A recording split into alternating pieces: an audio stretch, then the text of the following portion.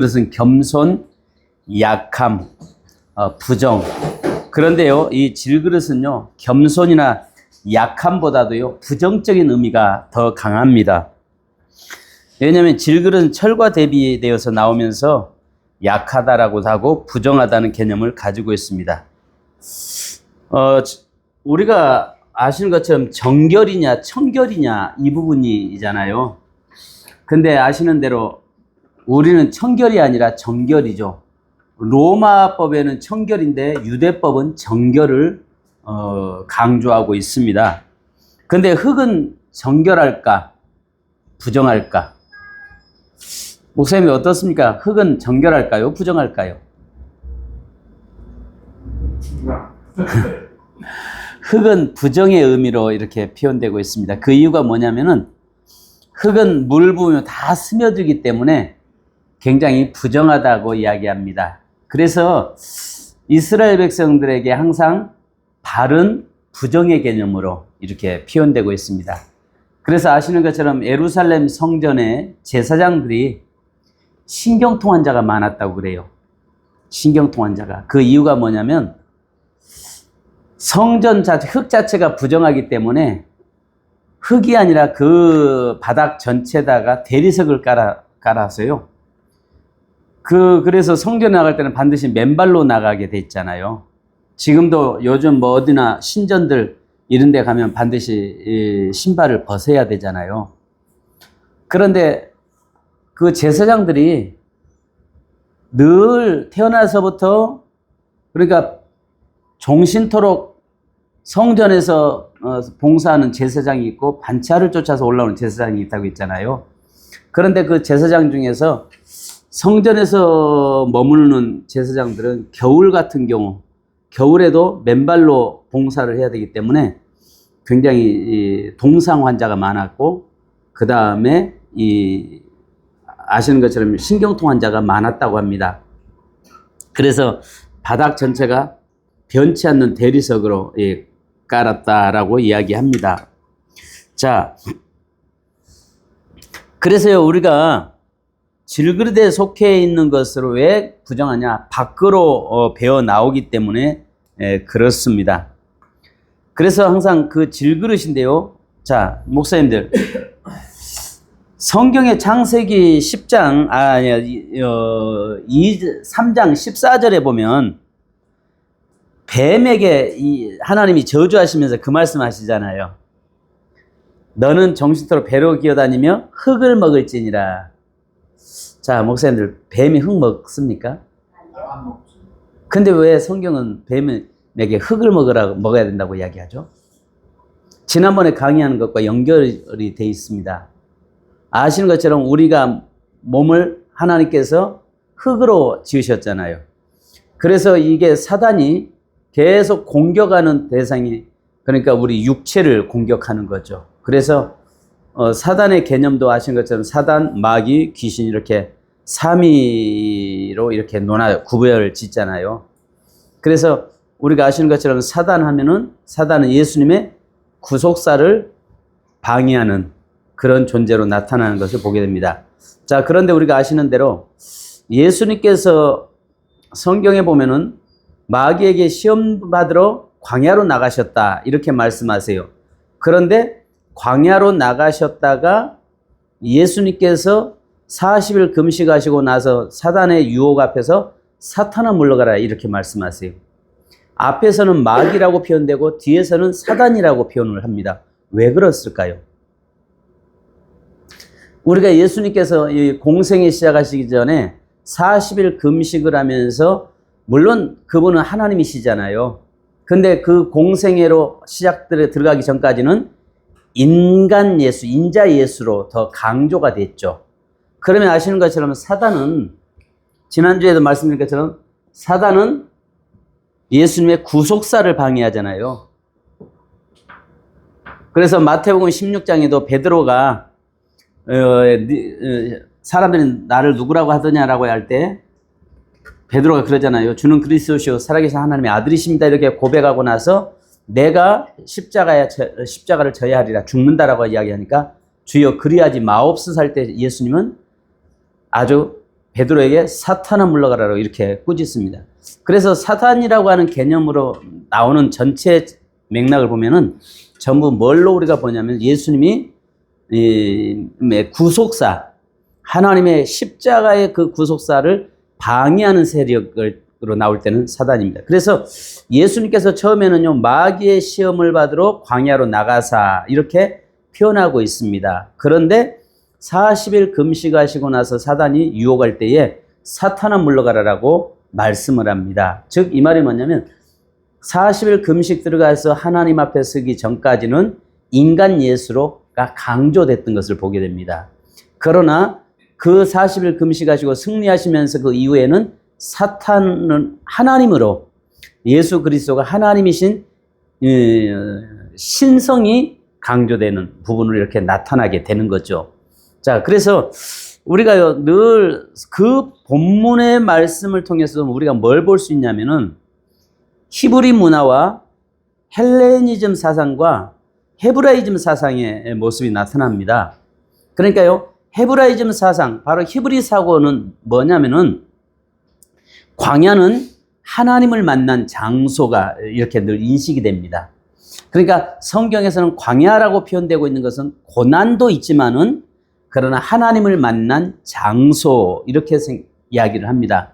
근데 헬라 문화권에서는 헬라 사상은 광야는 귀신이 있는 곳으로 이렇게 표현됩니다. 그래서 예수님께서 하신 것처럼 그 성경 본문에서 두 가지 사단에게 시험받은 하나님 앞에서 하나님께서 예수님을 광야로 내몰으셨고 그곳에서 40일 금식을 통해서 승리하신 부분 속에서 사단이 떠나가고 비로소 성령께서 수종들더라라고, 주의 사자들이 수종들더라라고 말씀하잖아요. 이 말씀 속에서는 두 가지 문화를 동시에 이야기하고 있는 거죠. 하나는 하나님을 만난 장소, 그러니까 예수 그리스도께서 인성을 가지신 그분이 이제 신성으로 바꿔지는, 그렇다고 해서 이건 영지주의 사상과는 전혀 다른 거죠. 이분법적인 게 아니라 그 강조하고자 했던 것들이, 그래서 인간 예수로 등장됐을 때는, 그러니까 공생이 시작하기 전까지는 신성 예수가 아니라 인간 예수로 많이 표현되잖아요. 그래서 마귀에게 이끌려 이렇게 이야기하고 있고, 승리하시고 난 다음에는 사탄아 물러가라 이렇게 표현되고 있는 것을 보게 됩니다. 자, 그다음에 마귀는 아시는 것처럼 우리 그리스도인 성도들을 미혹하는 거잖아요. 넘어지게 하는 거잖아요. 그래서 마귀를 멸한다라고 하십니다. 그 다음에 귀신은 항상 예수님이 병든 자를 쫓을 때는 항상 더러운 귀신은 떠나갈지어다 이렇게 표현을 합니다. 그러니까 귀신의 존재는요, 우리 육체를 갉아먹는 존재로 성경은 이렇게 표현됩니다. 그래서 요한 1서 3장에 말씀한 대로 거듭난 영혼은 범죄치 않는다고 이야기하잖아요. 그죠? 그러니까 이미 예수 그리스도를 통해서 예수 그리스도의 피의 보혈의 사건으로 구원받은 성도는 뭘 해요? 범죄치 않는다고 했어요. 그러면 우리가 늘 죄 짓고 사는 존재들인데 어떻게 죄 안 지을 수 있나요? 그것은 내 영혼이 죄 짓는 것이 아니라는 것입니다.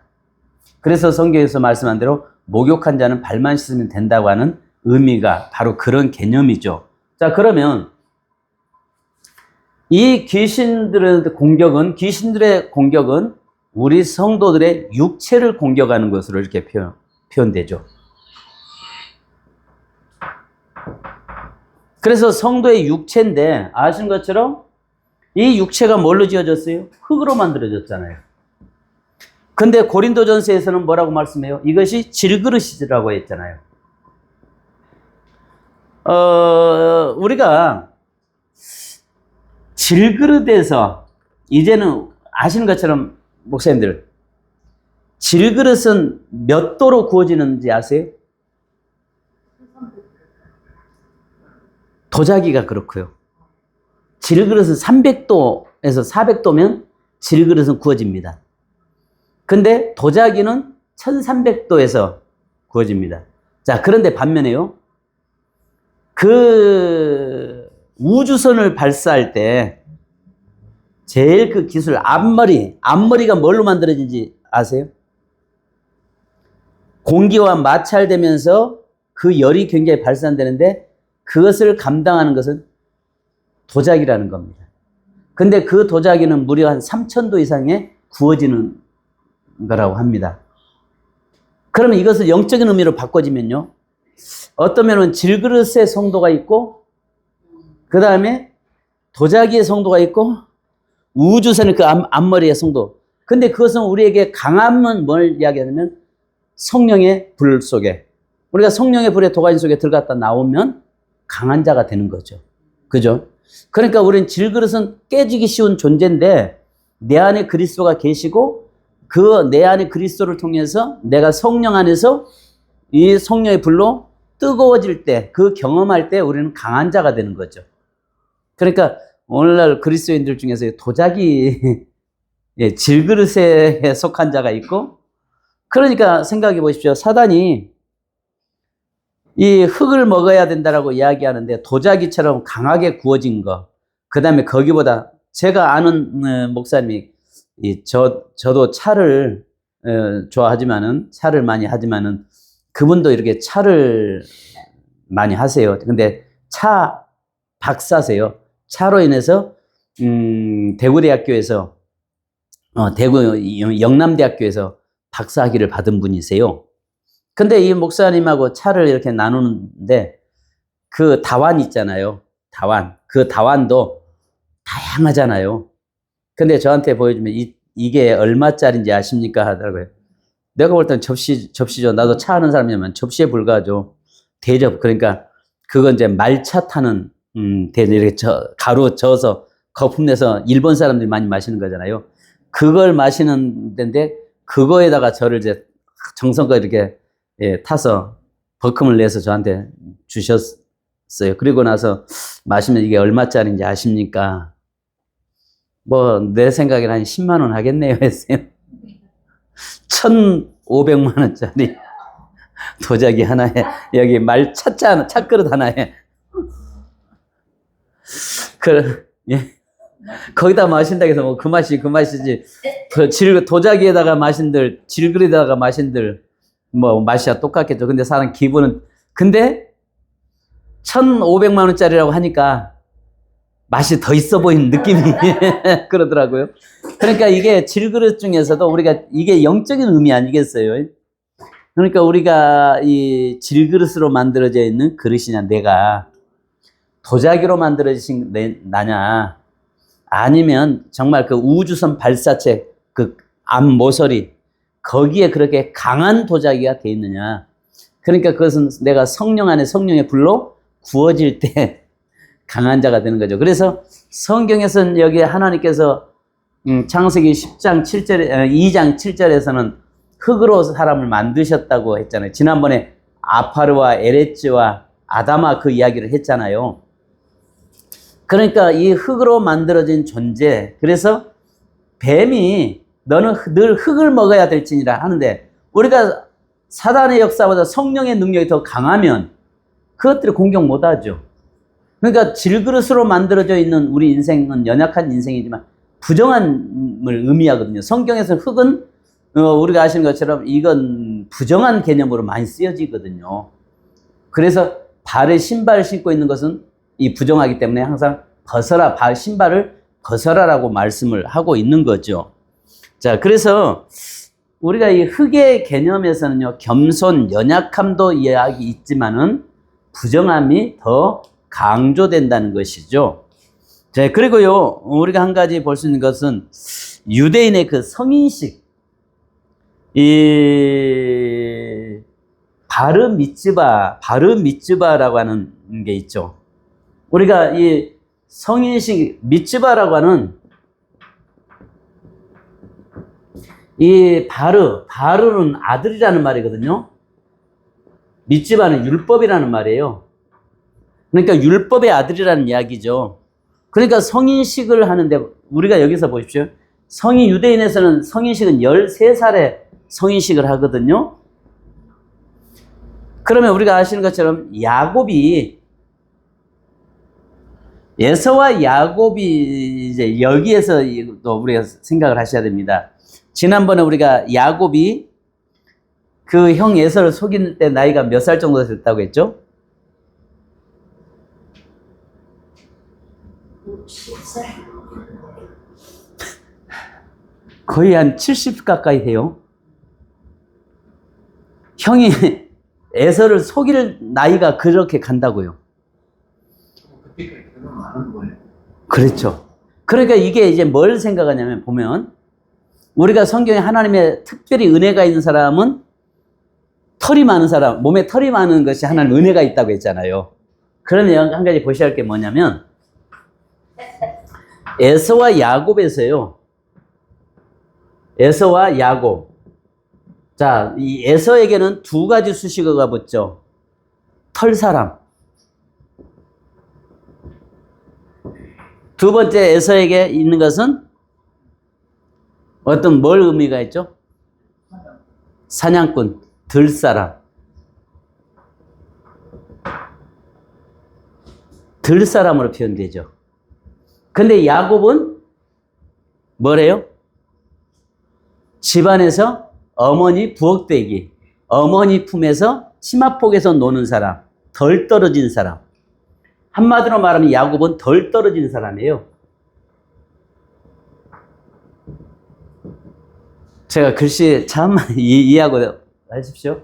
그러면 자, 이게 이 말이 무슨 말이냐면 13살이 되면은 바른 미츠바에서 율법의 아들이 돼서 성인식을 합니다.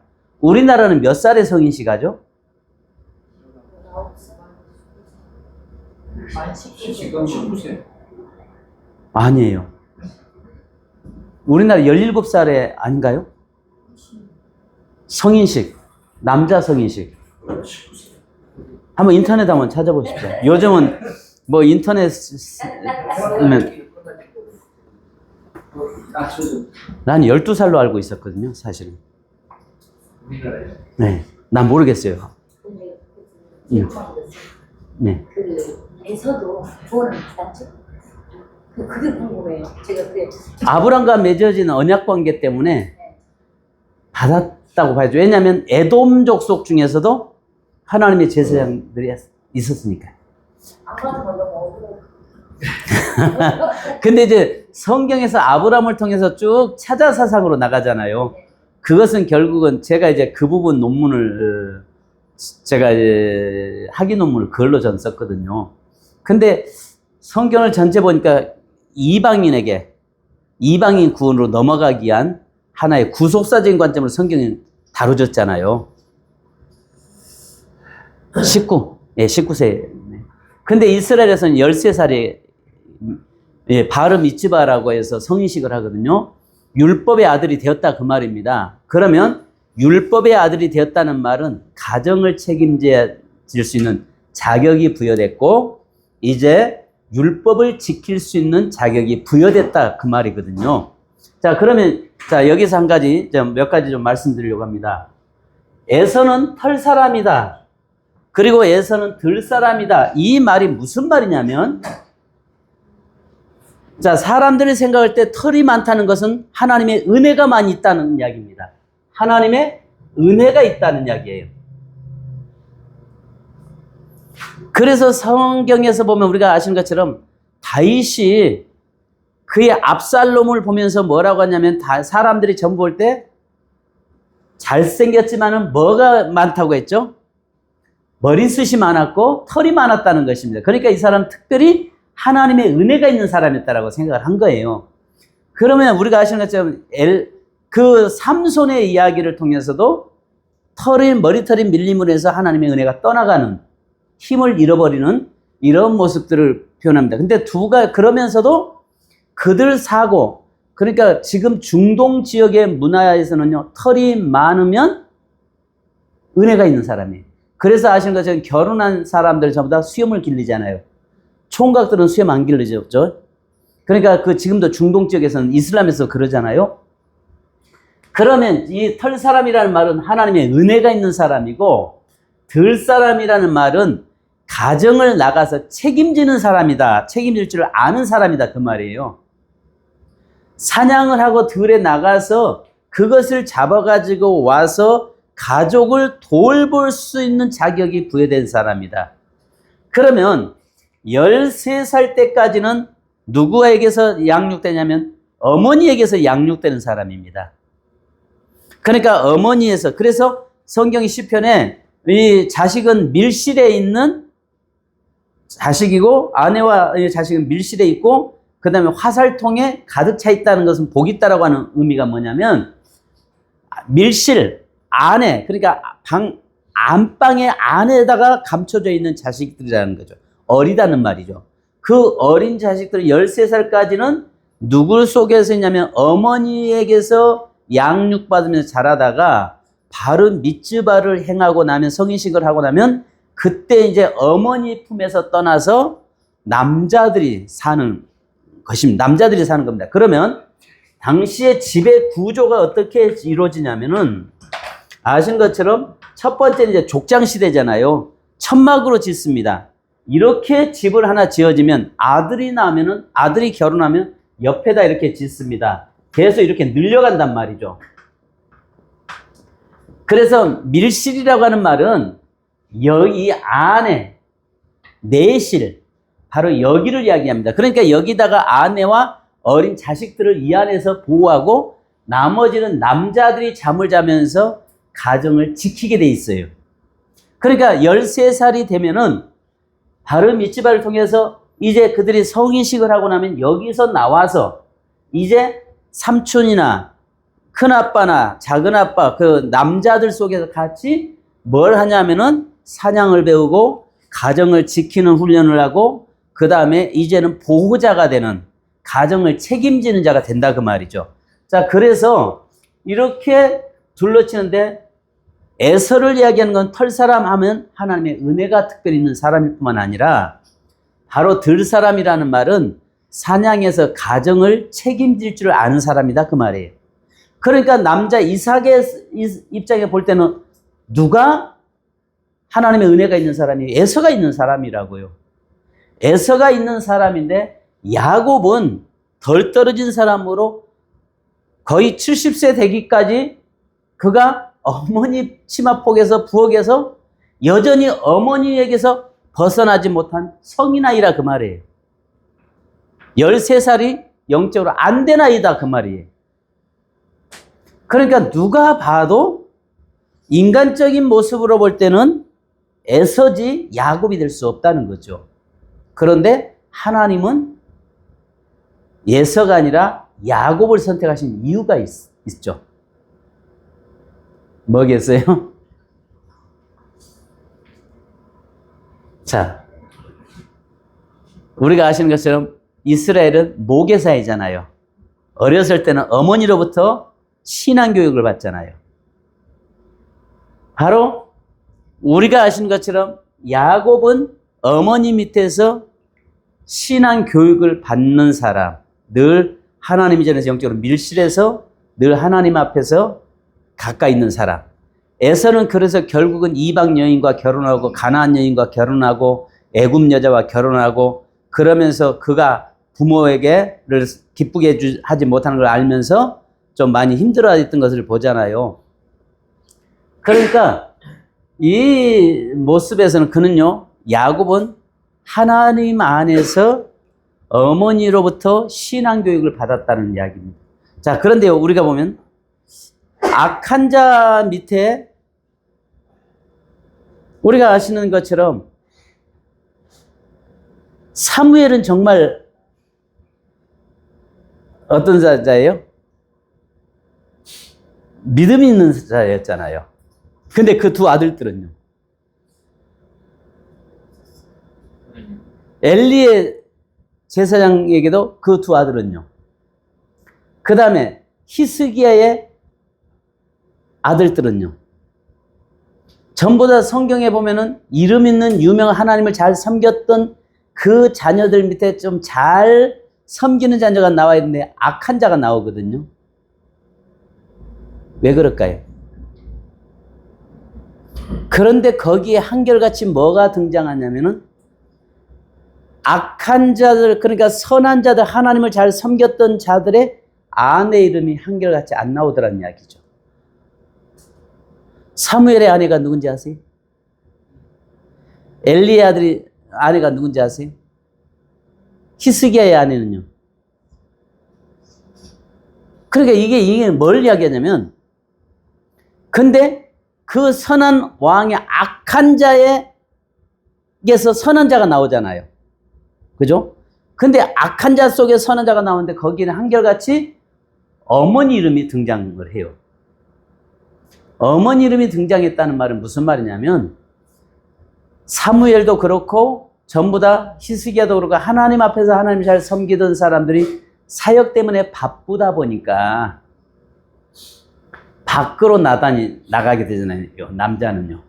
그러면 안에서 가정을 책임져야 되는데 가정을 책임지는 여인이 믿음 없는 여인이 되니까 결국은 거기서 악한 자가 나오더라는 것입니다. 그런데 악한 남편 안에서 정말 그 악하에도 선한 자녀가 나오는 이유는 바로 그 어머니들이 믿음 안에 있으니까 자녀들이 나오더라. 그래서 결국은 신앙은 아버지의 영향이 아니라 어머니의 영향을 받는 것을 우리가 보게 됩니다. 그래서 우리가 야곱과 에서에서요, 야곱은 결국은 그 70세 되기까지 어머니 치마폭에서 살면서 그 말은 뭐냐면 여전히 덜 떨어진 성인 아이였다는 것이죠. 그러니까 이삭이 볼 때는 에서에게 축복하려고 했던 것은 당연한 이야기죠. 무슨 말인지 이해 가시죠? 그러니까 이런 부분들을, 그래서요, 우리가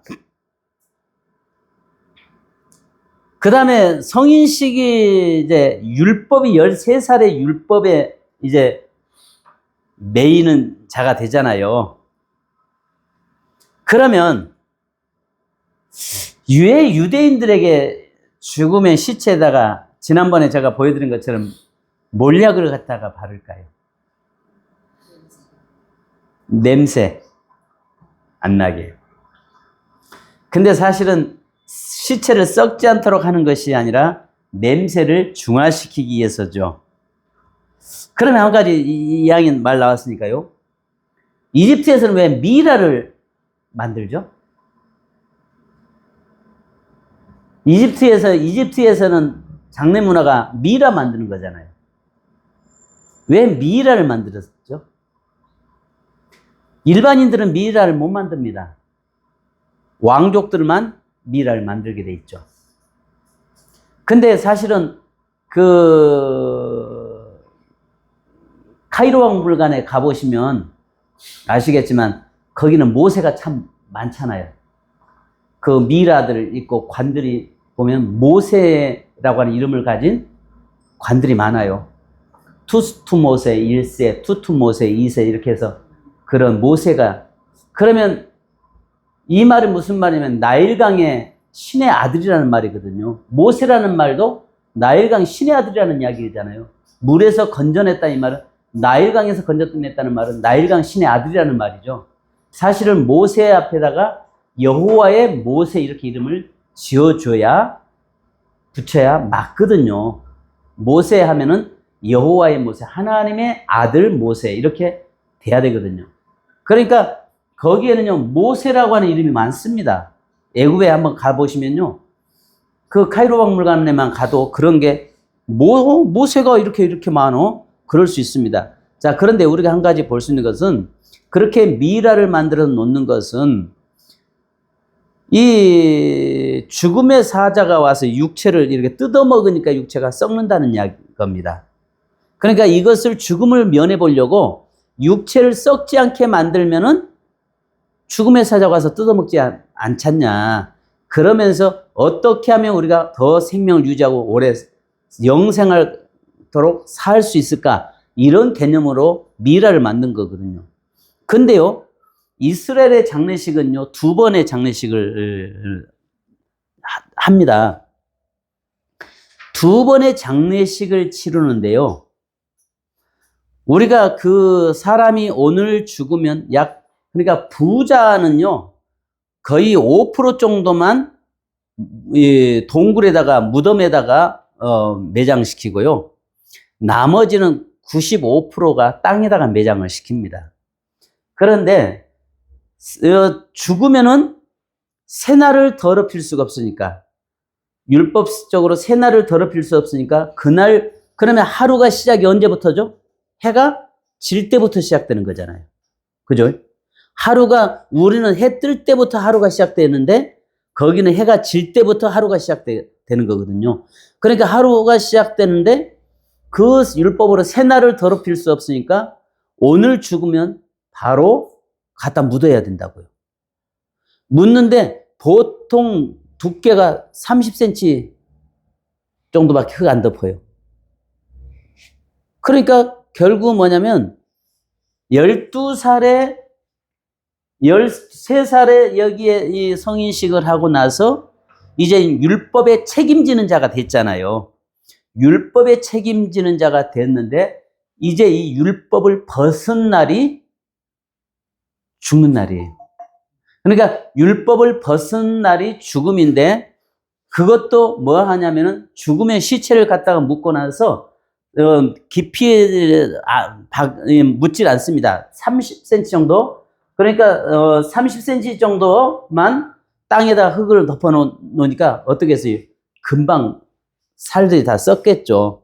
그 썩기 때문에, 그래서 그 살이 썩는 동안에는 그가 율법에서 벗어났다는 거죠. 이제 율법에서 자유자가 되었다. 그래서 뼈만 갖다가 이제 조상의 묘실에다 갖다가 차곡차곡 쌓아놓는 거죠. 자, 그런데 그 석관을 만들 때 남자의 이 길이는 대퇴부, 이 대퇴부 길이로 만들고 높이는 머리 해골의 높이로 만들어서 갖다가 뼈를 갖다 누워서 그대로 보관을 하죠. 그럼 이 말은 무슨 말이냐면 율법에서 이제 벗어난 자다. 율법에서 해방된 자다. 근데 우리는 로마서 8장 1절로 2절에 죄와 사망의 법에서 우리를 해방시켰잖아요. 결코 정죄할 수가 없는 거죠. 그것은 뭘 통해서요?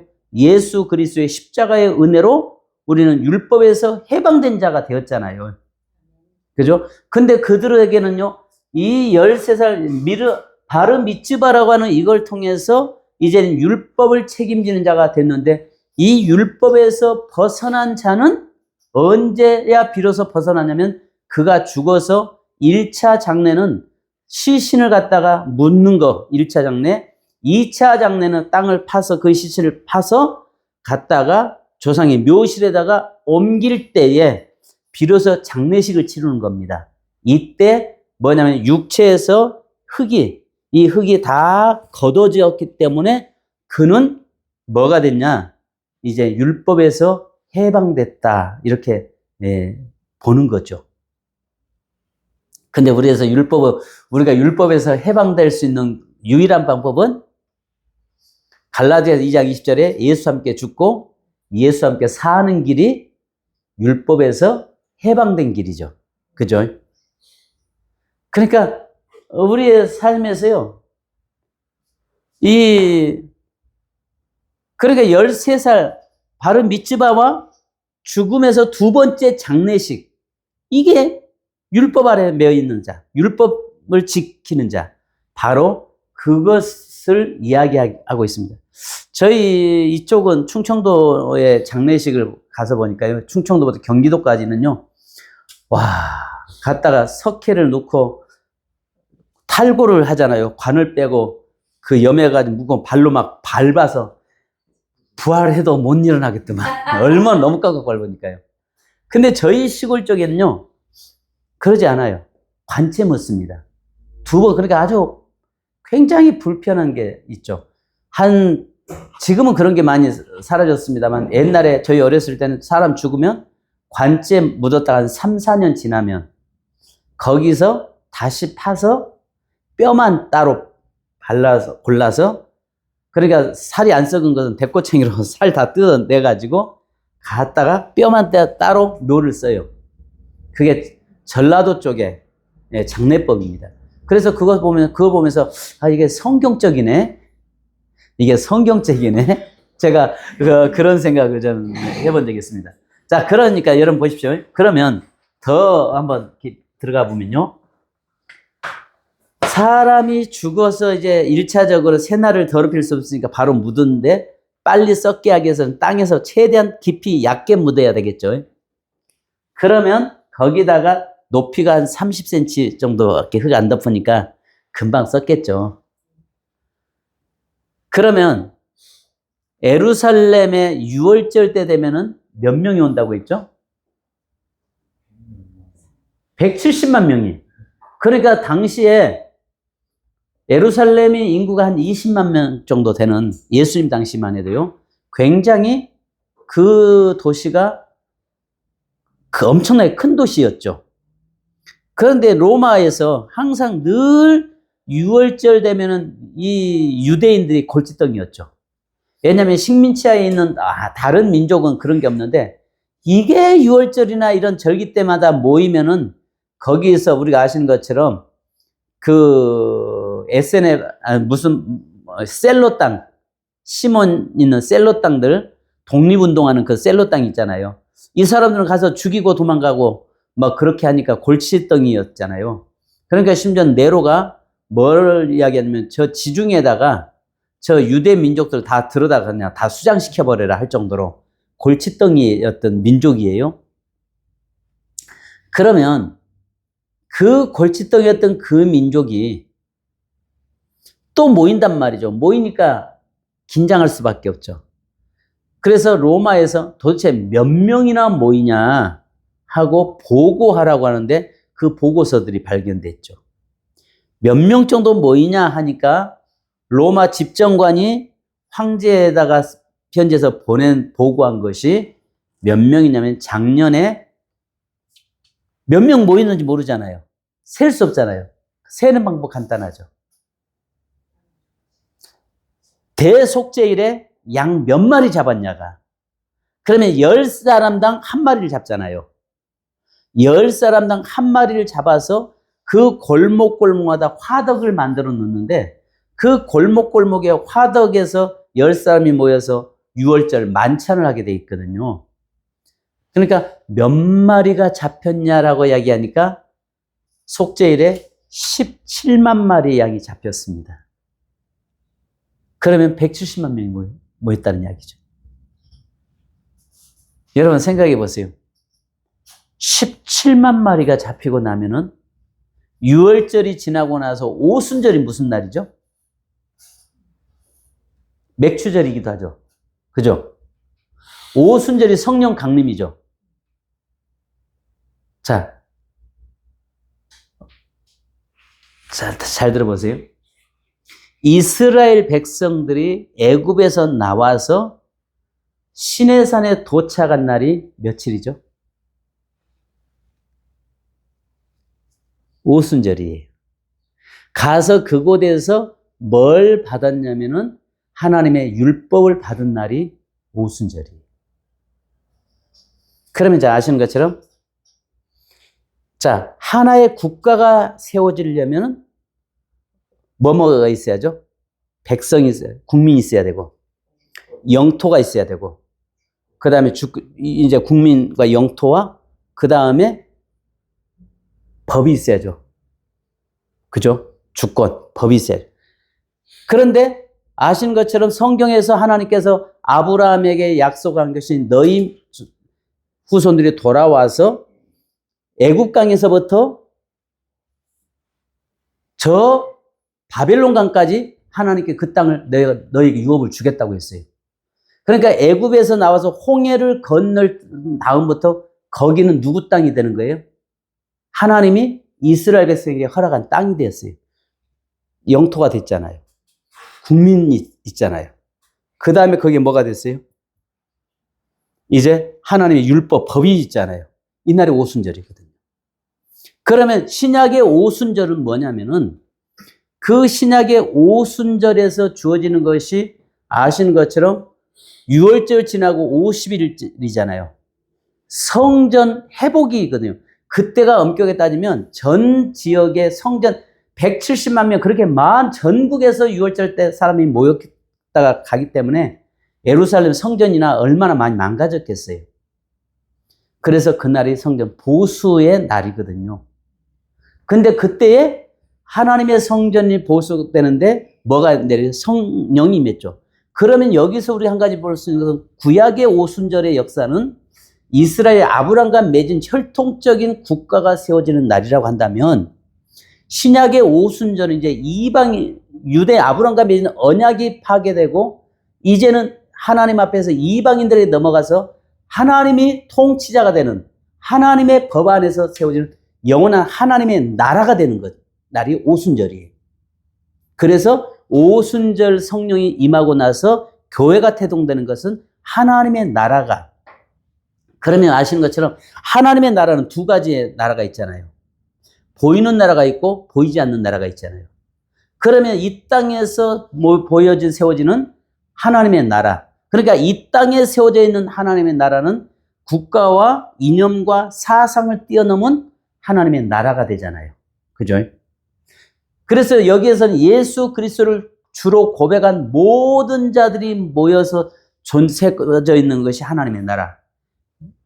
이 땅에 세워져 있는 하나님의 나라가 있습니다. 그러니까 결국은 이것은 과거의 이 오순절 마가다락방에 성령 강림하기 전까지는 누구와의 관계였냐면 아브람과 맺은 혈통적인 하나님의 나라가 세워졌다면, 이제 오순절은 정상적으로 하나님의 교회를 통해서 민족전 전 세계 열방에 하나님의 나라가 선포되는 날이 오순절이에요. 이 오순절날 통해서 우리는 단지 뭘만 생각하냐면 오순절날 마가다락방에 성령 강림했다라고만 이야기하는데, 그게 아니라 오순절날 성령 마가다락방에 임한 성령을 통해서 이제는 전 세계의 하나님의 거룩한 백성들이 세워진 이 땅에 세워져 있는 하나님의 나라가 세워지는, 선포하는 날이 오순절이거든요. 무슨 말인지 이해가시죠? 그래서 사실은 오순절이 성전 그 회복의 날, 그 다음에 하나님의 나라가 선포되는 날. 아시는 것처럼 건축자가 버린 돌이 모퉁이의 머릿돌이 되잖아요. 그들이 죽인 예수를 통해서 뭐라고 이야기해요? 누가 이 죄를 담당하겠느냐 하니까 나와 내 후손들이 죄를 담당하기 원하나이다라고 이야기하잖아요. 그러면서 그 복이 아브람과 맺은 언약이 거기서 딱 끝나버리잖아요. 그러면서 그 누가복음에 보면은 거기에 있던 백부장 예수님이 돌아가시고 나서 뭐라고 고백해요? 그는 진실로 하나님의 아들이었도다라고 고백합니다. 이방인이거든요. 그러면서 거기서부터 이제 하나님의 나라가 정상적으로 이제 선포되는, 열방에 선포되는 거거든요. 그러니까 그동안은 구원이라고 하는 개념에서는 아브람과 맺은 언약 관계 때문에 선민이라고 하는 사상으로 왔는데, 그들이 예수를 죽이잖아요. 예수를 죽이고 나서 거기서 하나님과 맺은 언약의 관계가 딱 종결돼 버리잖아요. 근데 그 예수님이 십자가에 달려 돌아가실 때 로마 백부장이 딱 서서 고백하는 게 진실로 그는 하나님의 아들이었도다라고 고백하고 선포될 때부터 하나님의 나라가 이제 다시 회복되고 세워지거든요. 그러면서 오순절을 통해서 이방인에게 하나님의 나라, 이 땅의 문화, 국가, 민족, 사상 다 뛰어넘은 하나님의 나라가 선포되고 회복되는 날이죠. 이게 오순절이에요. 무슨 말 이해 가시죠? 그러니까 이게 굉장히 중요한 날이거든요. 근데 단지 오순절 성령 강림으로만 보면 안 된다는 거죠. 그래서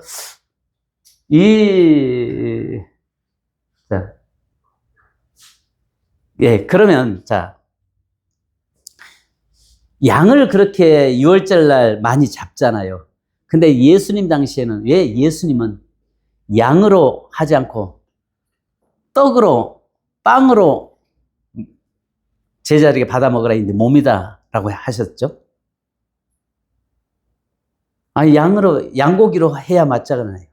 왜냐하면 10명씩에 모여가지고 그걸 잡아서 만찬을 해야 되니까 됐는데, 왜 예수님 당시 예수님은 그렇게 하셨을까요?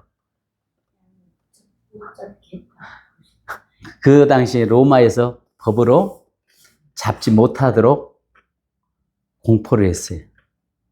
그래가지고 그 다음부터는 그걸 못하고 떡으로 대신 그 일을 했죠. 자, 그러니까요, 이 개념 자체가, 그러니까요, 이 2차 장례를 치르는 것은 이제는 내가 율법을 다 이제 받고 나는 이제 자유자가 됐다. 그래서 조상의 묘실로 나는 들어간다. 그렇게 생각을 했던 것입니다. 그러면요, 6월절이 오기 전에 15일 전에 하는 일이 있습니다. 아까 이야기했잖아요. 무덤을 묻어가지고 1차 매장에서 묻어서 뼈와 살이 분리되게 썩기에 의해서는 최대한 얇게 묻어놓는다고 했죠. 그런데 6월절 놓고 15일에 보면은 전에 산헤드린에서 사람들을 보내서 하는 일이 두 가지 일인데요. 붉은 암소를 잡는 겁니다. 정결물을 만드는 겁니다. 그래서 정결물을 만드는 것과 그 다음에 두 번째는 그 예루살렘 전체 지역을 다니면서 무덤이 있는 곳에다가 백회로 해치를 갖다가 하는 일입니다. 그래서 예수님이 해칠한 무덤이라고 하는 이유가 이걸 이야기하는 겁니다. 그러면 자, 6월절 날 각 지역에서 수많은 사람이 올라오는데 그 골목 같은 사람이 떠밀려 가는 거잖아요. 떠밀려 가는데 가다가 내가 원치 않게 그냥 길 밖으로 밀려났는데 밟았는데 푹 들어가는데 보니까 시체를 밟아버렸어요. 내가 원하든 원치 않든 간에 그렇잖아요. 그러면 부정하잖아요. 왜? 시체를 만졌으니까. 그러면 7일간 부정해서 성전 못 가잖아요. 그죠? 그래서 1차적으로 그걸 발라서 해를 발라가지고 여기 무덤이 있으니까 조심해라. 그거고, 그 다음에 이제 그렇게 밟았을지라도 성전에 올라오는 사람들에게 성전 입구에서 제사장들이 우슬초를 가지고 이 정결물을 갖다가 뿌리는 겁니다. 이것을 우리가 밥티조라고 이야기하거든요. 뿌림이거든요, 뿌림. 여기서 침례교의 그 잠김이 나온 거거든요. 베프티스트가 그 밥티조라고 하는 단어이 나온 거거든요. 이게 뭐냐면은 그 뿌려서 그 물로 인해서 내가 정결케 되는 겁니다. 그래서 정결물을 만들어서 붉은 암소를 태워서 만들어가지고 그 피를, 그걸 받으면은 성전에 이제 들어갈 수 있도록 이렇게 특별하게 하나님의 은혜를 주신 겁니다. 자, 그러면 한 가지 재밌는 이야기 한번 할게요. 예수님께서 나사로와 친구라고 이야기하죠. 어떤 친구일까요?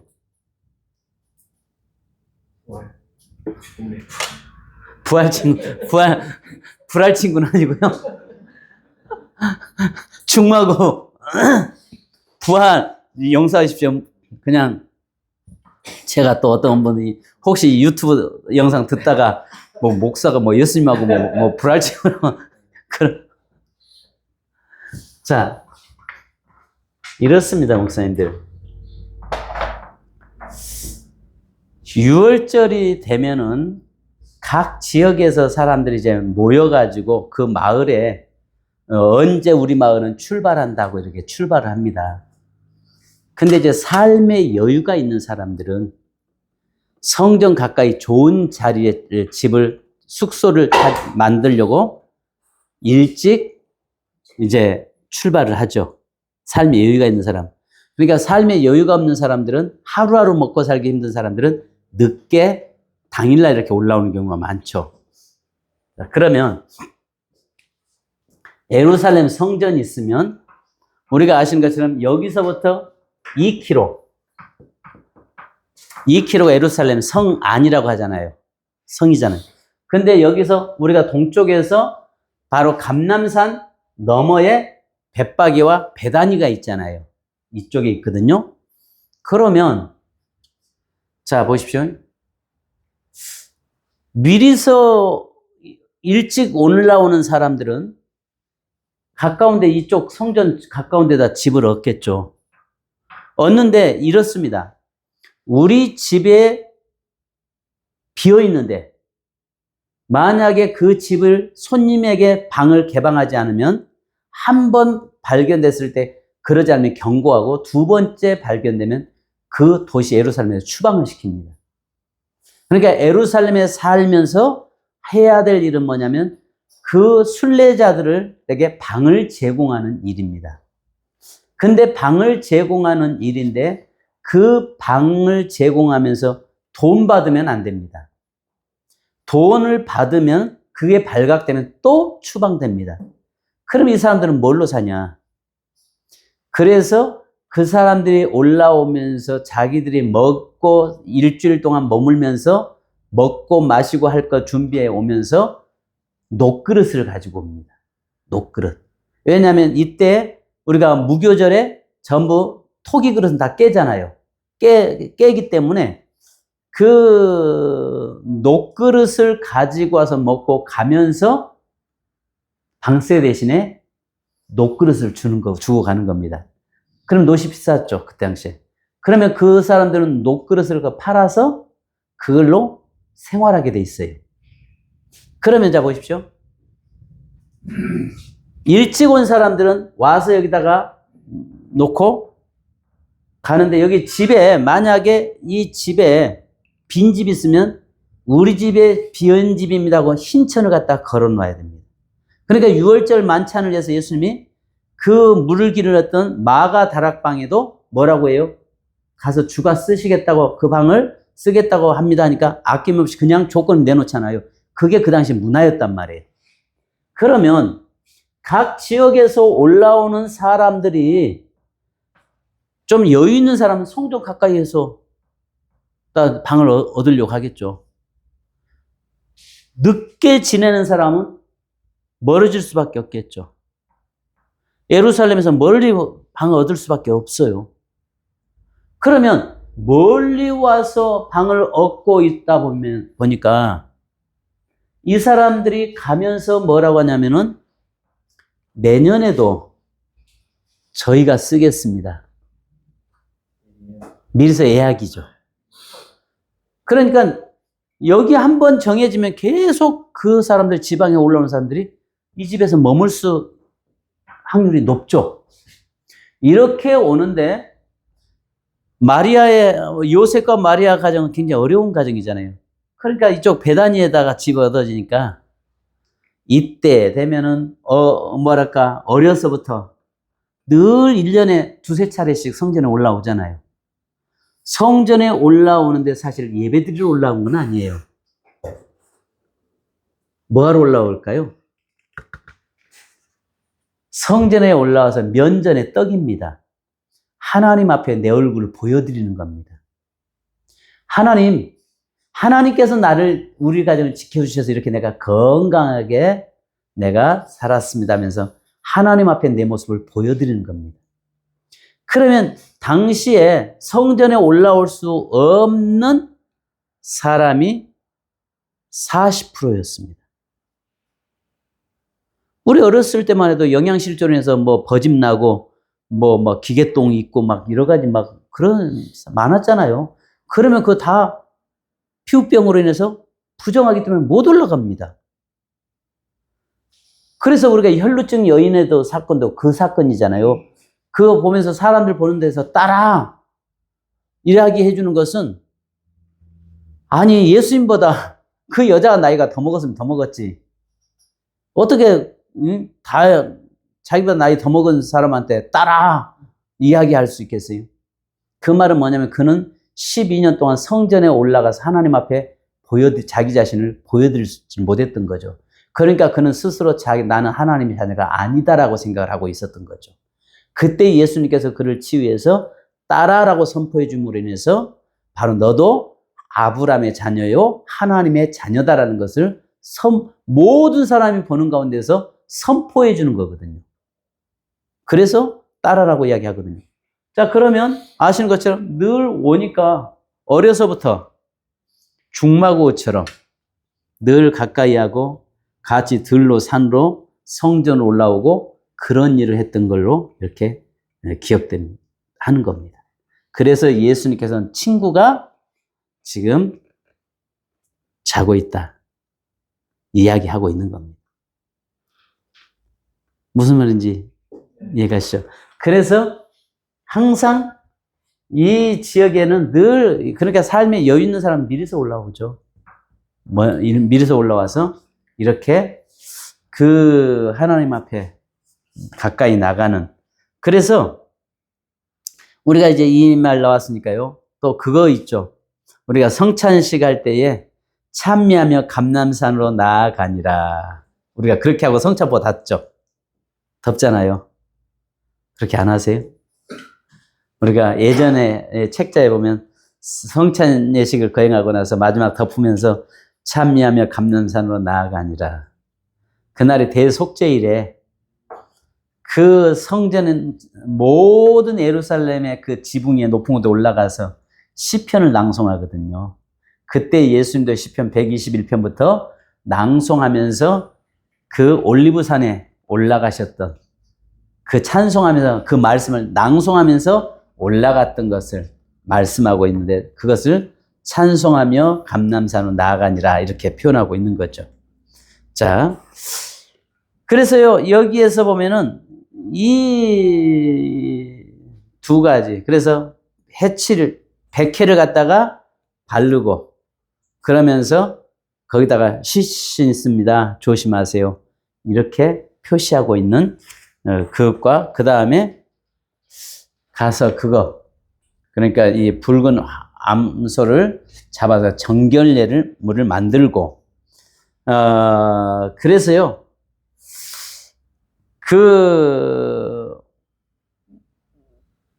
여기서 우리가 보면 예수님께서 그래서 해칠한 무덤이라는 말은요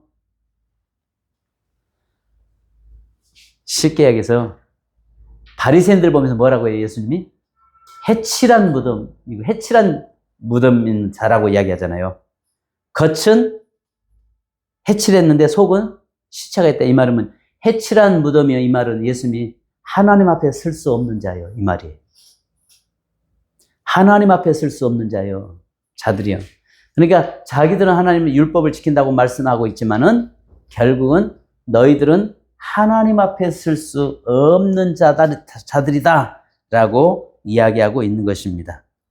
자, 그래서요 요한복음 13장에 보면은 예수님께서 발을 씻지 않으면 나와 상관없다라고 이야기하니까 베드로가 뭐라고 합니까?